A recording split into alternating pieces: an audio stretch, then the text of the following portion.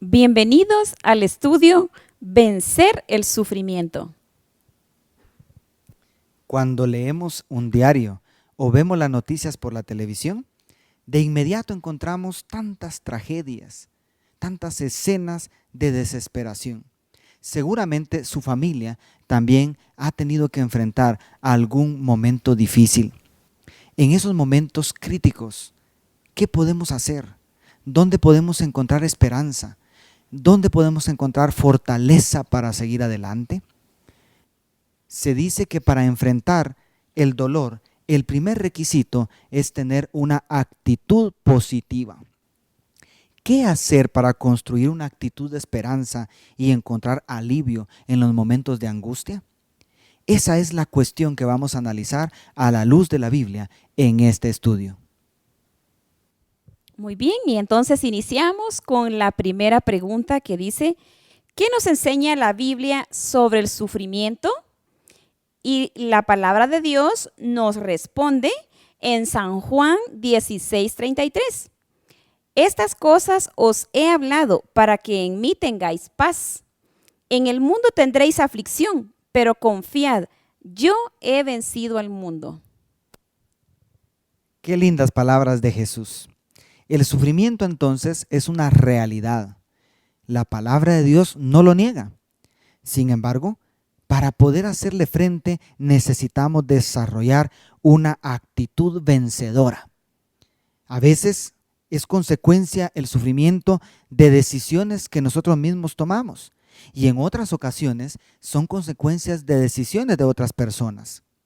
Pero no importa cuál sea la causa, lo importante es cómo hacerle frente con una actitud vencedora.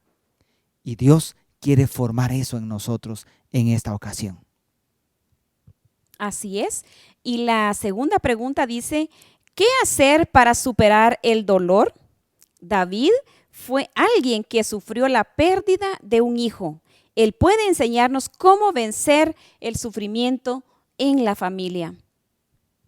Muy bien, esta es una interesante pregunta relacionada con David. Y nos responde 2 de Samuel capítulo 12, versículos 22 al 23. David respondió, mientras el niño aún vivía, yo ayunaba y lloraba. Esto sucedió en aquella ocasión cuando se había dictaminado una sentencia contra un hijo fruto del adulterio de David. ¿Quién sabe si Dios tenga compasión de mí y viva el niño?, decía David mientras ayunaba. El verso 23 agrega, pero ahora que ha muerto, ¿para qué he de ayunar? ¿Podré yo hacerle volver? Yo voy hacia él, pero él no volverá a mí.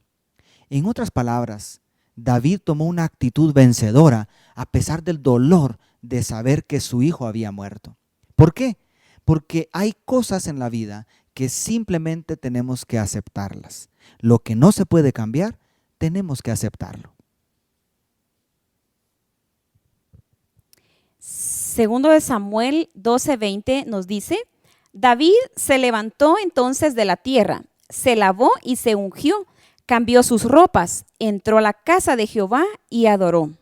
Después vino a su casa y pidió que le pusieran pan y comió. Entregue su vida y la de su familia al cuidado de Dios.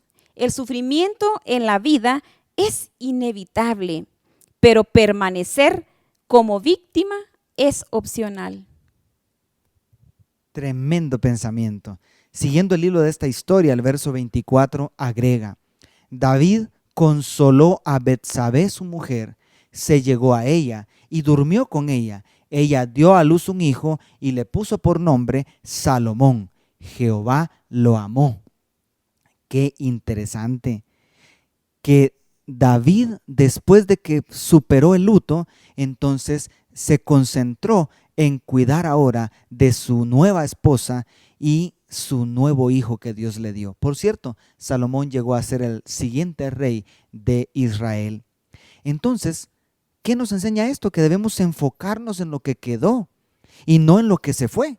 No debe permanecer prisionero usted del dolor y la angustia. Es una elección que usted tiene que hacer. Es una decisión personal, dejar y soltar el dolor para continuar con la vida y enfocarnos en los que todavía quedan con nosotros. Muy bien. Y la tercera pregunta dice, además del apoyo divino, ¿con quién más podemos contar cuando pasamos por dificultades? ¿Con quién más? Filipenses 4:14 nos dice, sin embargo, bien hicisteis en participar conmigo en mi tribulación. Esas son palabras del apóstol Pablo mientras sufría en la prisión. Dios realmente espera que nos apoyemos los unos a los otros en los momentos de dificultad. ¿Y quién mejor que los miembros de la familia para apoyarnos mutuamente? Ahora vamos a entrar a una nueva etapa del estudio para entrar a una dimensión espiritual de este tema. ¿Qué nos dice la primera pregunta? ¿Cuáles fueron los resultados del pecado en la humanidad? Son muchos los resultados del pecado. Pero examinemos brevemente algunos pasajes de la palabra de Dios. Génesis capítulo 3, versículos 16 al 19, nos comenta las maldiciones que vinieron en primer lugar como resultado del primer pecado de Adán y Eva. Por ejemplo, a la mujer Dios le dijo, multiplicaré en gran manera los dolores de tus embarazos. Con dolor darás a luz tus hijos, tu deseo será para tu marido, y él se enseñoreará de ti. Y al hombre también le dijo, maldita será la tierra por tu causa, con dolor comerás de ella todos los días de tu vida, espinos y cardos te producirá y comerás las plantas del campo. Y al final termina diciéndole que volvería al polvo de donde fue tomado. En Romanos 6:23 se nos dice de manera más resumida lo siguiente, porque la paga del pecado es muerte, pero la dádiva de Dios es vida eterna en Cristo Jesús, Señor nuestro.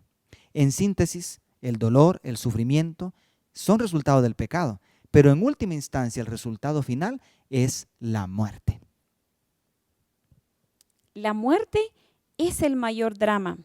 De hecho, la muerte es el mayor drama que la humanidad enfrenta desde que el pecado entró en el mundo. Sin embargo, ¿qué dice la Biblia como consuelo a quienes pierden un ser querido? Esa respuesta la encontramos en 1 de Tesalonicenses 4 del 13 al 18 y nos dice, el Señor mismo, con voz de mando, con voz de arcángel y con trompeta de Dios, descenderá del cielo. Entonces los muertos en Cristo resucitarán primero. Hermoso. Quiere decir entonces que la muerte no es el fin. El mismo Cristo que murió y resucitó traerá a la vida a cada uno de los que aceptaron su verdad cuando Él regrese. La muerte entonces no es un adiós definitivo, sino un hasta pronto, queridos. Muy bien, y la segunda pregunta nos dice, ¿y cómo quedarán los muertos hasta que Jesús regrese? Interesante. Existen muchos mitos con respecto a historias de ultratumba. Pero ¿qué dice la Biblia? Eclesiastés 9, 5 y 6 nos dice algo muy importante en cuanto a esto. Los muertos nada saben. Y en segundo lugar, el verso 6 dice, también perecen su amor, su odio y su envidia, y nunca más tendrán parte en todo lo que se hace debajo del sol. Más claro, imposible. El Salmo 115 en el verso 17 agrega las siguientes palabras. No alabarán los muertos allá, ni cuantos desciendan al silencio. En otras palabras, la Biblia nos está diciendo que los muertos permanecen en un estado inconsciente hasta el día de la gloriosa resurrección. Muy bien, y la palabra de Dios nos sigue diciendo en Job 14:12. Así el hombre yace y no vuelve a levantarse. Mientras exista el cielo, no despertará ni se levantará de su sueño. Además, nos agrega en Job 7 del 9 al 10.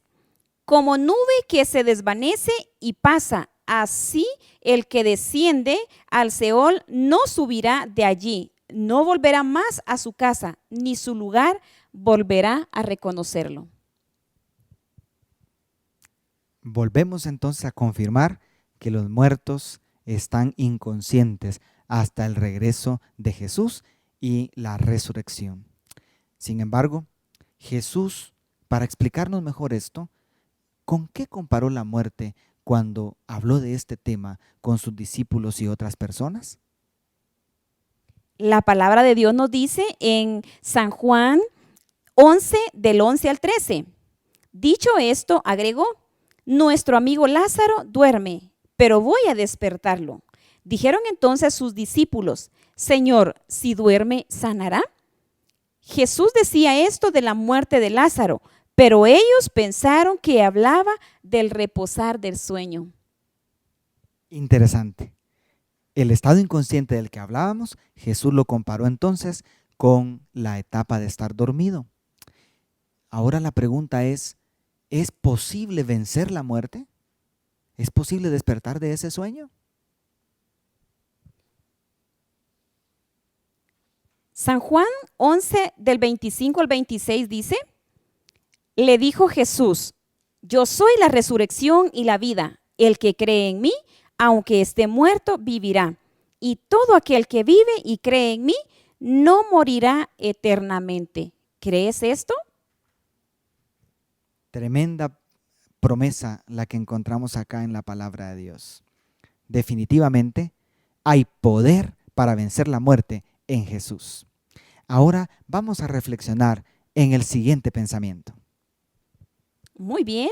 La educación en la página 79 nos dice, porque no envió Dios a su Hijo al mundo para condenar al mundo, sino para que el mundo sea salvo por él. San Juan 3:17. Al contemplar a los hombres sumidos en el sufrimiento y la degradación, Cristo percibió que donde solo se veía desesperación y ruina, había motivo de esperanza.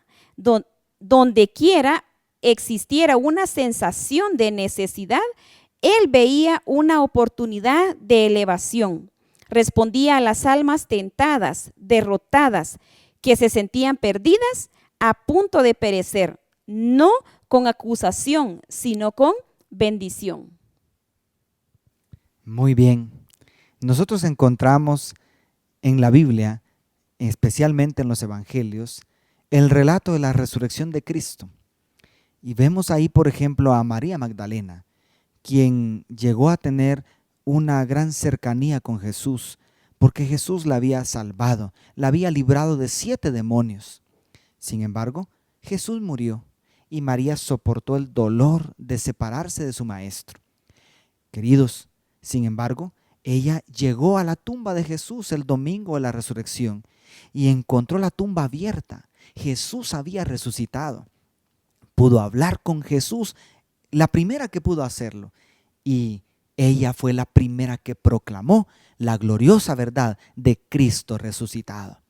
Esa emoción, ese gozo que se convirtió, la tristeza que había antes en su corazón, es el mismo gozo y alegría que habrá con los redimidos de Dios cuando Jesús vuelva y los muertos en Cristo resuciten para gloria de Dios. Pero ahora pasamos de simples palabras a la práctica.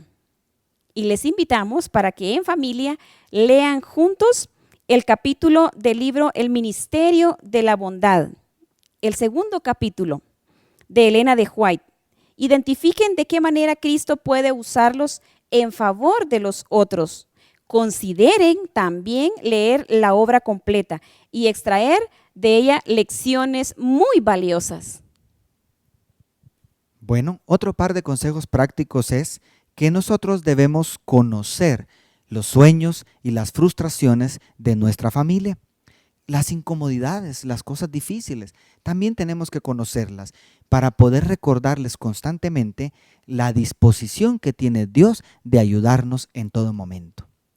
Y por último, debemos entregar en las manos de Dios a través de la oración los sueños, las frustraciones, los sufrimientos, las pérdidas y muchas cosas que tendremos que enfrentar seguramente como familia.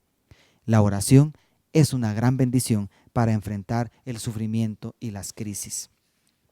Por último, queridos amigos que nos acompañan del otro lado de esta pantalla, queremos concluir diciendo: el sufrimiento y la muerte son realidades que vinieron como resultado del pecado.